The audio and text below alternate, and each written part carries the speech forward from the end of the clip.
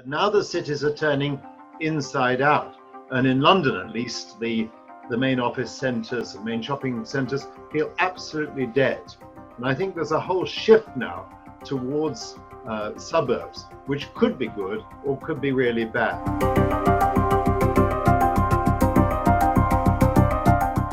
The historic model of the city was that of people living in the suburbs and going into work in offices in the centre or going to work at nearby factories. But now the cities are turning inside out. And in London, at least, the main office centres, the main shopping centres feel absolutely dead.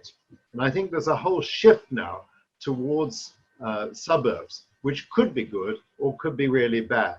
Because if everyone chooses to travel by car, and the cars pollute not just through their exhaust, but also through their tires, then the quality of life for those on the streets will become quite unbearable. And I think you're already in some Indian cities, Delhi and so on, are notorious for producing unlivable air.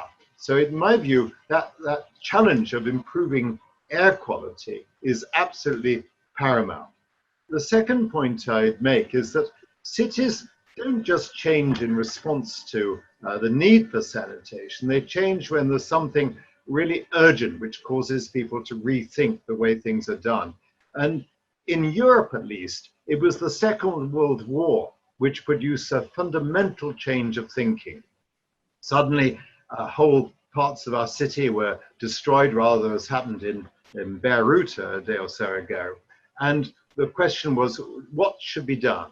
Now, if we'd have just left it to the owners of the land, I think they would have stayed derelict for decades. But instead, land was commandeered, and local authorities were able to take over the land and to service it, to put in infrastructure, to go and enter into partnerships with private developers and rebuild.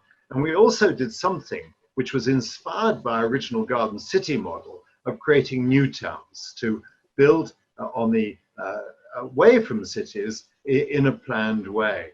And the key to the new towns wasn't the master plan, it was the process which enabled the value from the land when it's accessed, when the planning permission is given, to enable that to be ploughed back in the infrastructure.